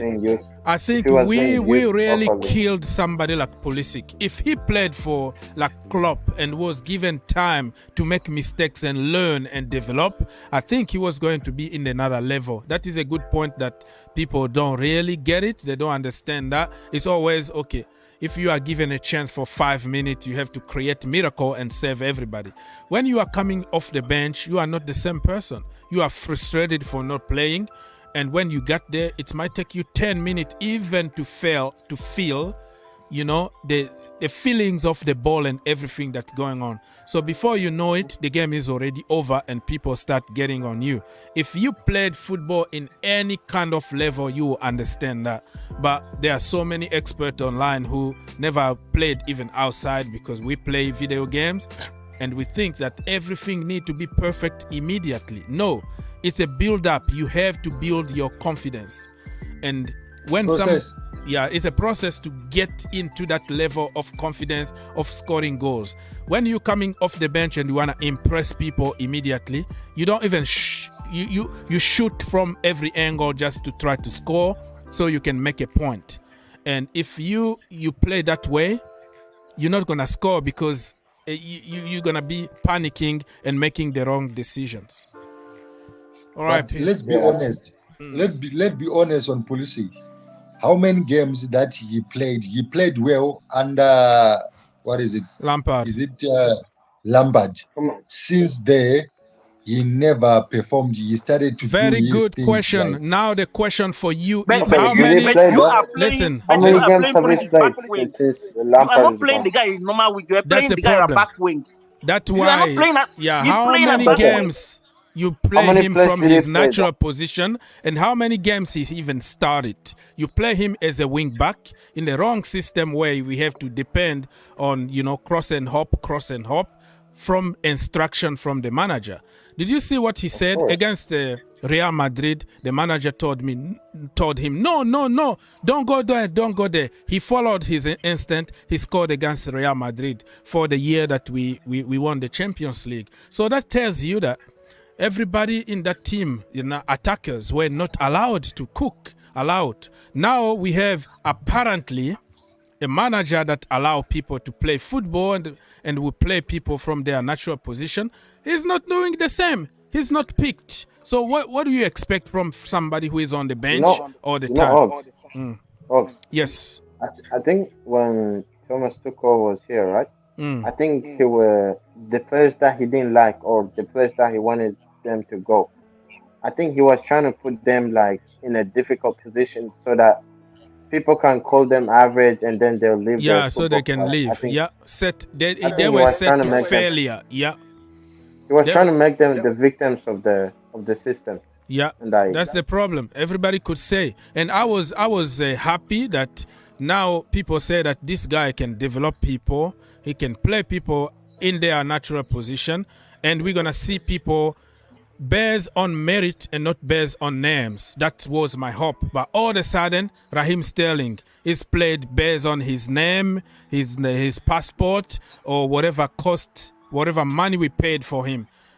Pulisic still on the bench, and also Hakim Ziyech on the bench. What do you expect from them? Hakim Ziyech killed his progressive career as well. Yeah. He's not like actually. We bought him when he was 26, 27. Now he's 30. We completely destroy his career. Exactly. Like when he was 28. You know when you're 28, 29, that should be your like the peak. Yeah, that is you reach your peak in that age. But you're not playing. You are on the bench. He's at the bench. Or you are played as a wing back for a few minutes just to send a message to say, I told you so. The game is already gone. You put somebody there to expose him and to push him out of the door and say, I don't like this player. Bring me somebody else. So many players are pushed or are set to failure just to make a point. So I'm not really going to blame them, bro. Yeah. I blame Tuchel for everything that happened for the last 2 years in this club. I think Let like me Now, sorry, let me sorry. ask one question. Let me say something. Let me say something. I'll give it to you. Sorry, sorry. And like Ziyech is one of those players that I wanted to see thrive at Chelsea. Like even when he was at the bench, I was begging for Tuchel to like just just to play him. And every time he get like 5 games in a row, he will score, he will assist, and he will be in the form. And all of a sudden, he will get to the bench. I don't know for what and for what reason, but Thomas Tuchel, no matter what you did for my club, no matter I'll respect you. I'll like always remember you that you won us the Club World Cup, the Champions League, the Super Cup. But I don't want to see him at my club again. I don't want the this whole process through well, to now he's go gone. Now to he's go again gone. like this. Let's focus on what we got. But even the new manager who just came to the job, he's exactly doing the same thing as Thomas Tuchel, because even this guy here, Even Phil. worse. Let me finish. Even Phil here is making a point that why are you not playing somebody like Zakaria? That is a good point. That is the point that we've been talking about. Whatever, Thomas Tuchel not using players, so he's doing the same thing now. That some players who deserve to be there are on the bench. Pulisic the same under Tuchel and under Porter. Ziyech the same. Now we have Zakaria that we know that he can put at least a fight. Long legs, defensive skills. The positioning is good. He helps a lot in the set pieces because he's tall. The guy got it all. Play him out there. No, I'm not going to play him. Let's put Jorginho world class. And when we lose, we can go and blame everybody else for not doing their job, because Jorginho can't do any wrong. You know what? Even today when he got bullied 1,000 times, one-on-one situation, he had to take yellows in order to try to slow the game, because he didn't even get into the game. But at the end, it's going to be those English kids that didn't help and didn't do their job. That's why Jorginho was so poor. But if you are honest enough, you are not a cultist. You are not a fanboy. You are a fanboy of Chelsea Football Club. It's time for you to tell the truth. Jorginho is holding us back. Him and Kovacic are awful, and they are getting worse and worse. They won some trophies out of pure luck, and now that they got exposed. No true, but when you put a physical guy beside to control them, the game is over. But of course, blame Mason Mount. Blame Mason Mount. Blame those academy and English players, because the king needs to be protected in order for him to freaking freeze and freaking slow the game. Somebody need to tell the truth. That guy is below average at the moment. He got lucky that he got people who worked very hard for him. N'Golo Kante and everybody need to leave their post to try to protect him, for him to take credit at the end of the day. And today, if we won, it was going to be Jorginho, world class. And if we didn't win, it's everybody's else. Not Jorginho, you can't touch him. And Mr. Phil knows about it. That's what he's going to bring. I'm going to put you through, because it's only an amount of people I can put one time. But I know the discussion is going to be, oh, Loftus-Cheek, yeah, he got sub in, 5 minutes into it. It's going to be somebody else to blame. Don't touch Jorginho because he's perfect. That's the situation. People are not honest. People are more focus on agendas, on manager out, such and such out, the system is good, such and such forth, to protect the guru because we are in the cult, than telling the truth for the good of Chelsea Football Club. That is the problem. That's the truth. And just imagine, they cannot send him off, Jorginho, even though he's playing shit, even though he's not performing. They can go and substitute somebody that who is not even made mistakes, who is sparkling the game, and leave Jorginho inside the pitch. Exactly. I don't know why. I always ask myself, why? What are they seeing in this guy? Because Me, I'm sitting on my bed and watching on television, but I'm seeing clearly millions of mistakes that Jorginho is doing, but coach is on the touchline. Something that is seen live. That's the problem. He's doing the same exact shit. He's doing the same exact crap that Thomas Tuchel was doing, which is focus on somebody. And some people like this is going to tell you there is no one like him. Yes, no one like him because he's awful. Nobody crap like Jorginho. Let's say it the way it is. The guy who can't, he's a defensive midfielder, register. He's the heart and the brain of the team. But when your engine is dead, when your engine can't run, he can't tackle, he can't put a through ball, he can't do anything, but he's the engine and nobody is like him, there is a problem. There is a serious problem. That tells you the level of this guy. This guy can't even tie the shoes of John Obi Mikel. And John Obi Mikel was often on the freaking bench. He can't even tie his shirt, his shoes, because how awful. But John Obi Mikel will go to war with you. He's going to protect you. He's going to protect the defense. He's going to contribute to the attack. He's a warrior. And you're going to tell me that, you know, the engine and somebody awesome that protect, he's the brain of the team. He can't run. He can't do anything. None of our midfielder that they played before that you can compare to Jorginho, because Jorginho, for us to see the football of Jorginho or for him to impress the media and some of the coaches, whatever that they see in him, it was N'Golo Kante. But now there's no N'Golo Kante. There's no N'Golo Kante. That is a good point. Let me add another point before I forget. Another point is, before people were not attacking us, we had the fear factor. We had the possession. We had the ball. We dictate the game. People are sitting back and waiting for us. Okay?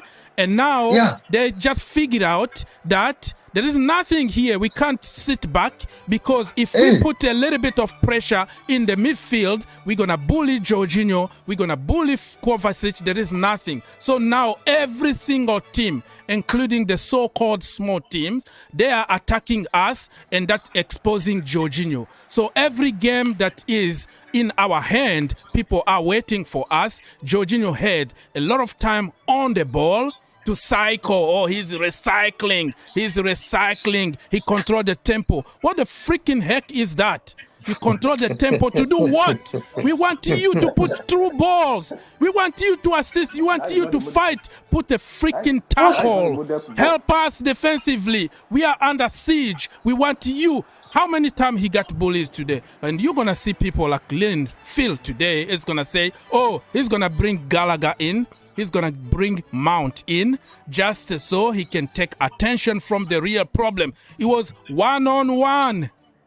That has nothing to do with English players and academy. That was one-on-one. So he got bullied like a baby. He got destroyed. And you're going to say, freaking hell, man. Sick and tired of this. You know, let me say this quickly. You know, I always ask myself, okay, so we have 11 players when we play, including N'Golo Kante. We were having 13 players.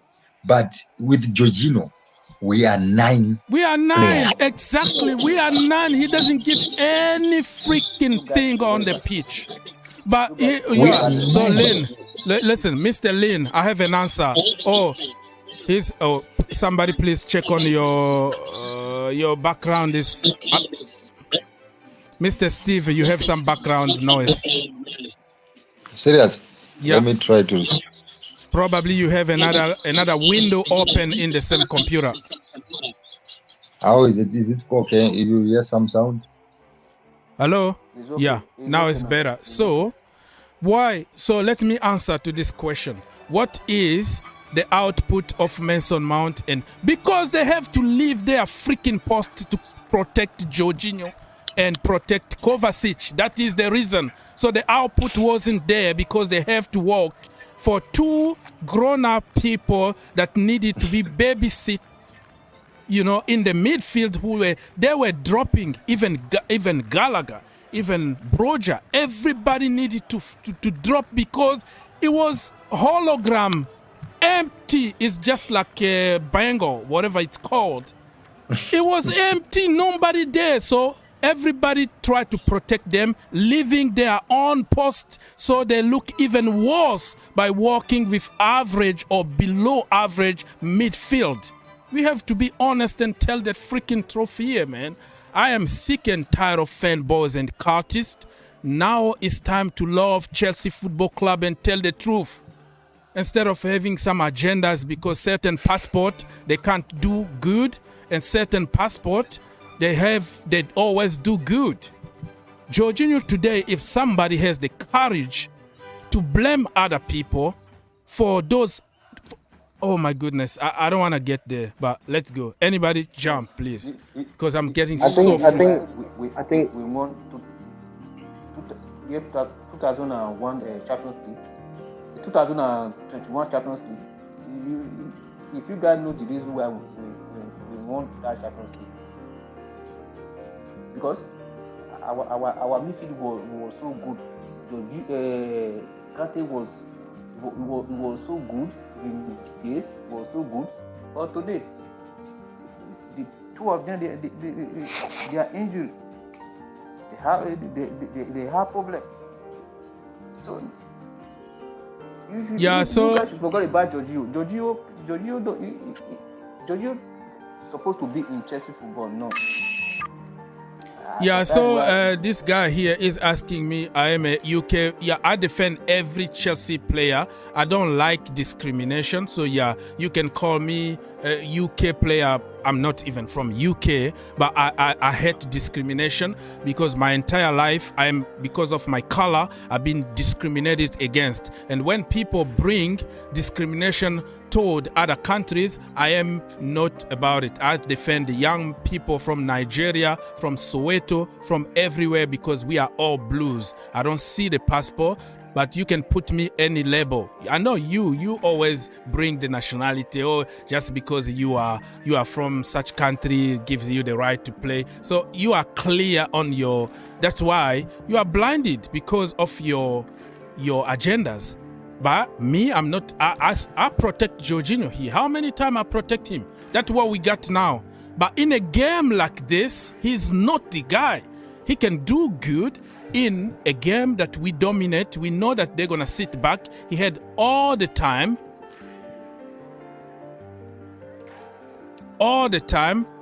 in the on the pitch, on the ball, and we dictate the game, and he's gonna dictate the game.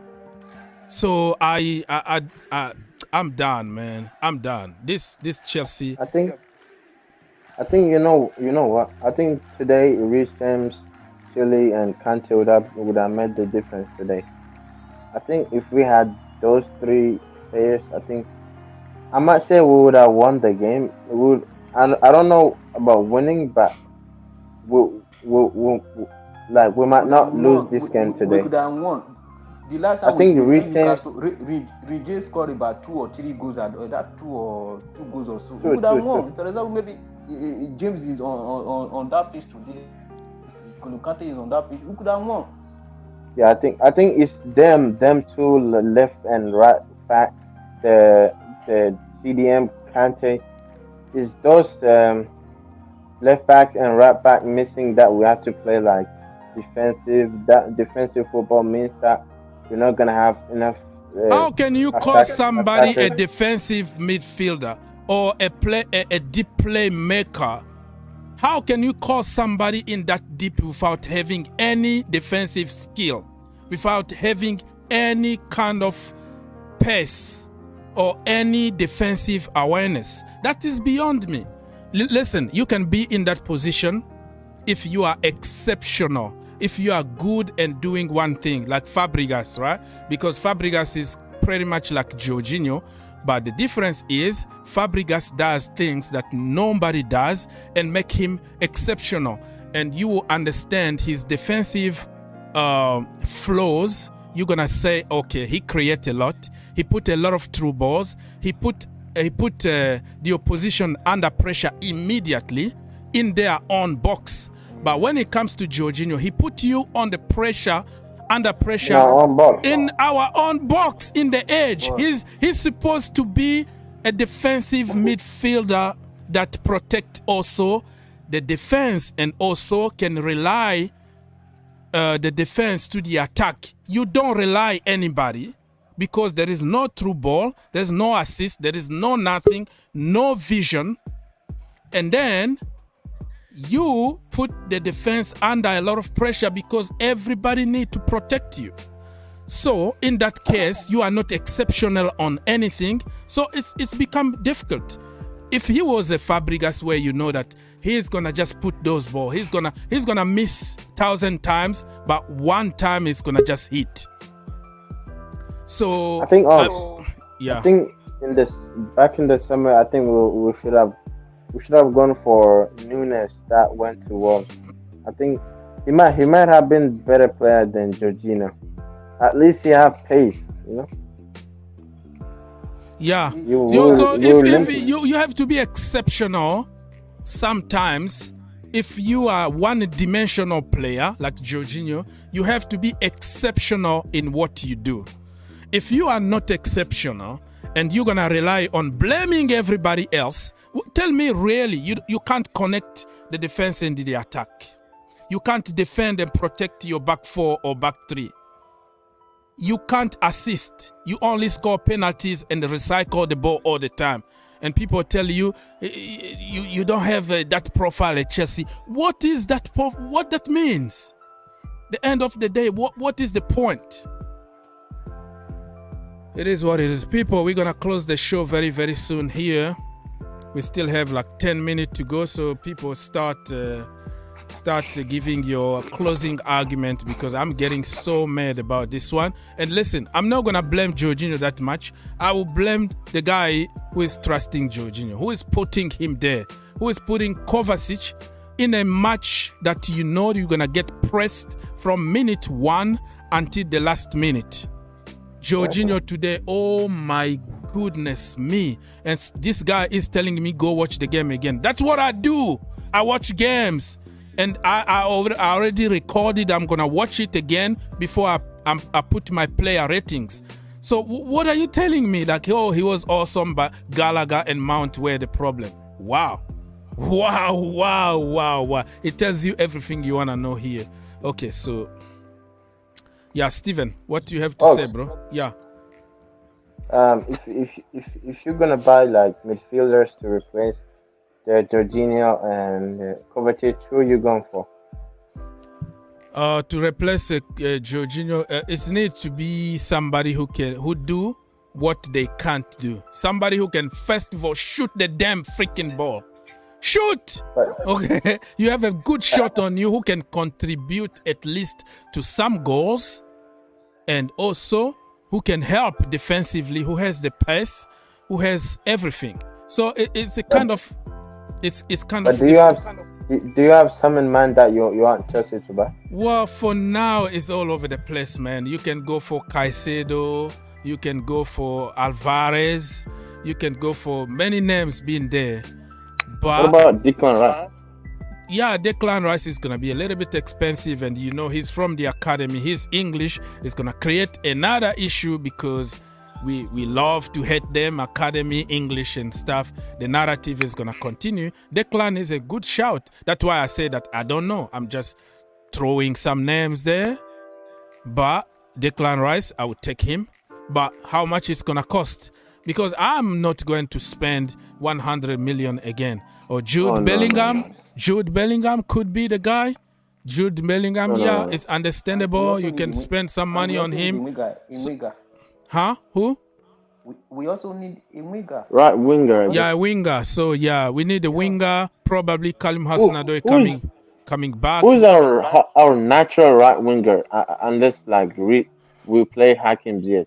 but he's always on the bench. Who's playing our right wing? He's always, Yeah, because nobody there. We are forcing Mason Mount to be in that position, but he's And not we're gonna that blame position. him after. And after that, we're gonna blame him for not performing good. That's what we do. We don't have a natural guy from there. You are right.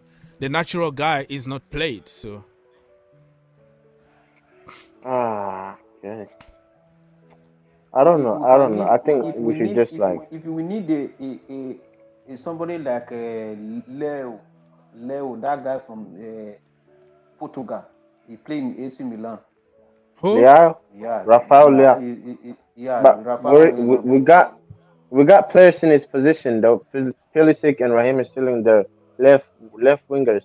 Rafael Leao is a left winger, so three players in one position is not gonna work. He's still better than Leo. We haven't seen him in the Premier League, so I can't prove you. I don't know. I think we should That guy, he's a play. this season. I think we Play should very just good try to. I know Rafael is good at AC Milan, Serie A. I don't know how is he gonna do at Chelsea. You know the problem is that every player that comes to Chelsea, their level is gonna be downgraded for some reason. Like you're at AC Milan or you are whatever club that you are, you're gonna come to Chelsea and then your level go from 5 to 3 or 2. You're gonna drop like very very low. Every player is gonna thrive at other club and Chelsea. They're gonna. They flop at Chelsea. Yeah, that is a good point. But listen, it's different now because we know that for 2 years the players were not coached. Everybody knows about it. Even people are gonna deny it because of different cults that we belong. But everybody knows that we didn't get any result from our attackers. Nobody improved. People who deserve to be there were on the bench all the time. Now, the so-called coach who can coach people, we're still waiting for him to put people in their right positions, to coach them and to develop them. So I'm going to give him also time and the benefit of the doubt. You know what I mean? Yeah, I think now Jorginho is a must. Have to go. I don't want to hear any new contract talk. No, nor him or get him out as listen. Just get him out of the club. As let soon it expire as possible. and let him find a new club. Mm-hmm. And Kovacic need to go. They don't play modern football. Jorginho loves to cheat. They are very slow. You need to run. Take the ball to the striker. They don't do their role. The midfielder got a good job. That's why they say the game is won in the midfield, because the midfield is going to connect the attack. The midfield is going to protect the back. But if some people can only recycle the ball and slow the game, and other people need to work very hard for him to distribute the game, that is a problem. And even if you have to be protected, but you have to be exceptional. Where is the true ball? Where is the true ball? What risk did you take to the final third? The problem? My main issue with Jorginho, right? He's gonna slow the tempo down for the opposition team, but in the same time, when we're trying to attack, he'll try to pass back, and then he'll slow our tempo as well. That's the problem. Sometimes he's gonna slow our tempo as well from attacking. He don't pass. Maybe he'll pass sideways and like backward maybe a little bit all the time. Today, Jorginho was passing the ball to Mendy, and he knows that Mendy is awful with his feet. And then when he gave it to Mendy just kick it long, and they start another attack, and we are under siege immediately. And that's why it's Mason Mount fault. It's Conor Gallagher fault. Come on, people. Even a simple one-on-one. Can anybody tell me the truth here? Why Conor Gallagher is at fault, and why only like Kovacic need to be blamed? It's the whole freaking midfield that didn't connect. It's a machine that everybody need to work for everybody, and not some people working for somebody, for some kings to be protected. Unless if we understand those basics, that we are all Chelsea fans, we are all Blues, and we have to tell the truth for the good of Chelsea Football Club. It's gonna be all about where you're coming from, your passport, and just in order to take attention from the real problem, and then it's not gonna solve anything, you know. I think now that fourth place is gonna be like a goal to dig out of the ground. It's gonna be very hard to get since like we're now behind United, who have now got a game in hand against us. Like we played 14, they played 13, is it? And they're still above us. Newcastle, Arsenal, Man City, Tottenham. It's just too many teams. Like so many teams. Like they're above us. Liverpool as well. I think they're gonna finish top 4. Liverpool are gonna finish top 4. So if Man City, Arsenal, Liverpool, and Newcastle are gonna finish top 4, and like the United, Tottenham are there as well. I don't know. I think this year, this is the year that we're gonna be out of Europe. The way we are now, if we don't go to market January, it will be very difficult for us to qualify in conference league or Europa League. It will be very, very difficult. Very, very difficult. Okay, so they are very slow. So guys, we're gonna try to conclude this show very quickly. We have 3 minutes to go here. Let me just read some comment on YouTube. Matt, nice to see you stopping by.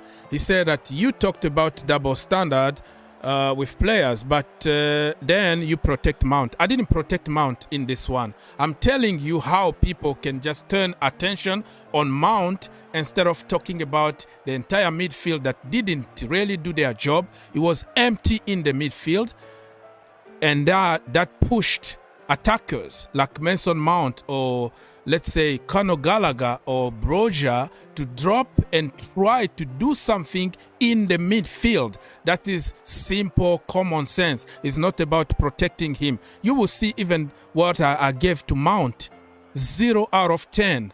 But the problem we see here is that people, in order to protect Jorginho, is to blame English players and blame certain people with a certain passport and from certain academies. That is my point.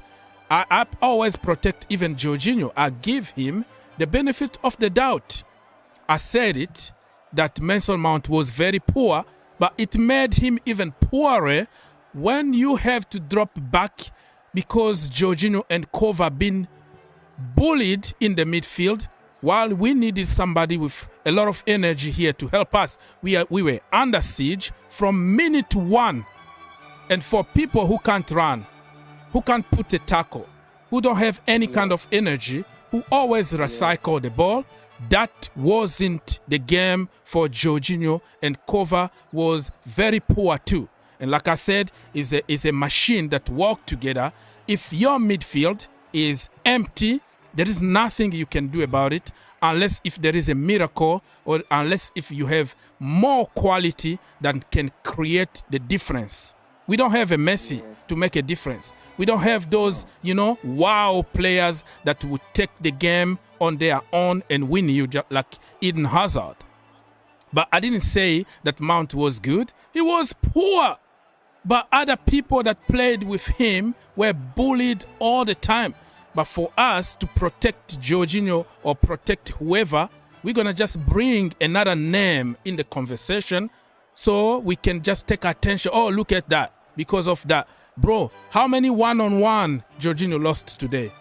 How many balls he lost today? And that has to do with somebody else, right? That has to do with Conor Gallagher or Mason Mount. You know what I mean? So it's... yeah, thanks God the World Cup is here. Yeah, we needed this break. We needed a break because otherwise We had just to defeat this. Jorginho and Kova need to move on, and a DM. You call somebody a DM. In the DM is defensive. It's called defensive. You don't defend. You don't know how to defend. How can you be the engine and the brain of a team when you can't connect the midfield and the attack because you don't put through balls? You don't have any IQ to put those amazing passes like Fabregas, and you don't have the pace, the energy and skills to protect the defense. Why are we calling you a defensive midfielder? Why? Tell me why. That's why I like Conte. That's why I like Conte. Tottenham coach. That's why I like him. You like who? The reason why I like Conte, our former coach. Yeah, Antonio Conte. You like Antonio Conte? He can come out and say, this player is not good. I don't need him in my club. I don't know if you are getting me. But see, the coach we have today now, but they cannot come out. They cannot say this player is not good. I don't want him in my club. All right. Can come out in conference, or you can say this player is not good. Yeah, and people, let me read a few more comments before I leave. People are saying that is the reason why N'Golo Kante is getting too much injuries and Jorginho is barely not getting any injuries. He was going to knock here the next game he's on the pitch. Why? Because the guy can't challenge anybody and nobody challenges him. Therefore, he's not going to put a 50-50. So he doesn't get injured. The guy is very safe because he's going to recycle the ball very quickly, pass to somebody else to deal with the issue. And even somebody mentioned something very important today. He said Jorginho, he passed the ball backward or sideways and tell that person to play in front. Why can't you do it yourself? And I was thinking, that makes sense. If you look at him, he will pass the ball to Edouard Mendy and immediately point to Edouard Mendy to kick it long and give to somebody else. But you were in the position you could have done yourself, brother. Why you didn't do it? You have to pass it backward to somebody so he can do what you were supposed to do.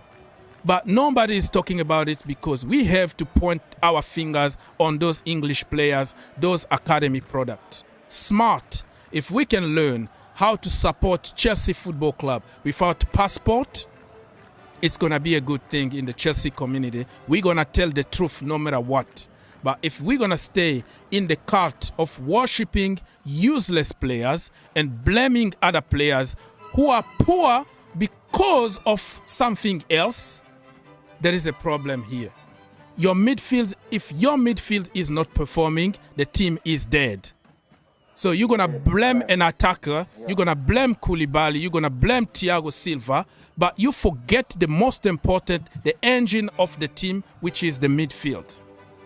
That's the way it is. Mr. Loveday, say goodbye to people and tell me what's going to happen, where we go from here. But I believe in Potter. I believe he can make everything all right by January. I believe in him because I see what he did in back then in Brighton. When he was in Brighton, I see what he did there. He turned Brighton from poor performance to good performance. So I believe in him. He can make everything all right January. That's what all right, my brother. Thank you so much for helping, and I hope I can talk. Talk to you later. We have a new channel that we're gonna be doing all the World Cup live streams over there. I'm gonna take a break a little bit and come back for the World Cup. You're gonna see the link in the description down below. Subscribe to that channel because exclusive live streams are going to be there in that channel because some issues with YouTube in this channel. I don't want to get to details, but I want everybody to go and subscribe to the new channel. Same service. The telephone is going to be open for everybody. I'm just trying to make some sense because I work very hard and waste all my time doing this. So I have to be a little bit organized and with a little bit of purpose. Because so far I don't make any money. I do it for fun. But when it's just killing your channel, there's a problem. You know what I mean? So all our live streams is going to be somewhere else. If it works, it works. It doesn't work, it is what it is. Because, you know, life goes on. Mr. Loveday, thank you so much from France. And I will talk to you next time.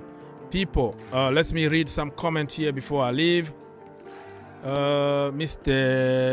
Multifunctional Zidane chip out Kovacic at Real Madrid because he's not improving. Jorginho is not improving the team at all. He's not improving the team at all.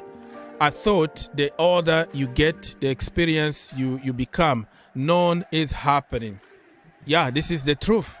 He's 30 years old now. I don't want to hear about any kind of contract talk anymore. Let him go. We're going to make the same mistake we made about Azpilicueta, offering him more money, 3 years contract, and he's slowing down. Today, Joe Willock destroyed Azpilicueta just like a baby. Every time beating him one-on-one. But before, 5 years ago, Azpilicueta defensively was awesome. You can't pass Azpilicueta. Look at him today. The shadow of himself. And we gave him 3 years contract. Koulibaly, 5 years contract. 32 years old, almost. What happened to us? Are they going to take us to the next level? I don't think so. Raheem Sterling, 350k a freaking week. So we wasted a lot of money last summer without addressing the simple common sense position that we needed, which is the midfield. Get somebody. N'Golo Kante injury prone, everybody knows about it. Jorginho is one-dimensional, and when you block him, nothing is going to happen. Everybody knew about it, but we failed to address the problem. But we have now to deflect the problem and blame other people in order to protect certain players or certain managers. We have to be honest enough and tell the truth and love Chelsea Football Club more than loving individual. I am sick and tired of Mason Mount cultist, Jorginho cultist, such and such cultist. It's time for us to be Chelsea fans and tell the truth no matter what.